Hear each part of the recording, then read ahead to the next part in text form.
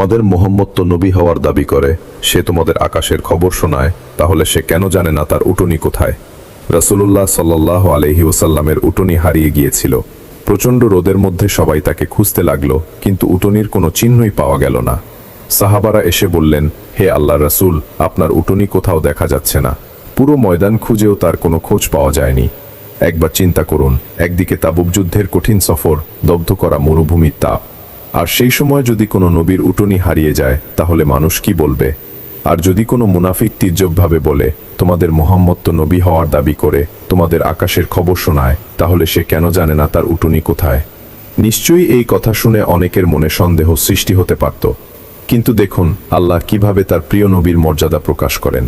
যখন এই মুনাফিকের কথা রাসূলুল্লাহ সাল্লাল্লাহু আলাইহি ওয়াসাল্লামের কাছে পৌঁছালো, তিনি বললেন, নিশ্চয়ই আমি নবী, আর আমার জ্ঞান আল্লাহই দান করেছেন।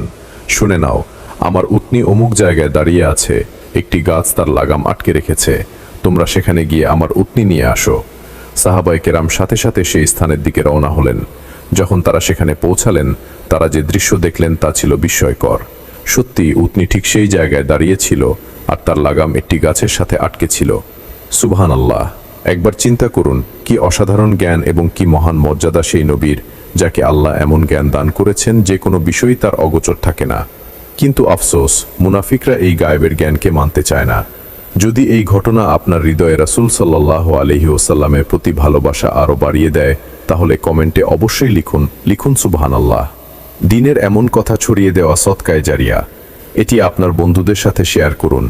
আর এমনই ঈমান সতেজ করা ঘটনা শুনতে চাইলে চ্যানেলটি সাবস্ক্রাইব না করে যাবেন না।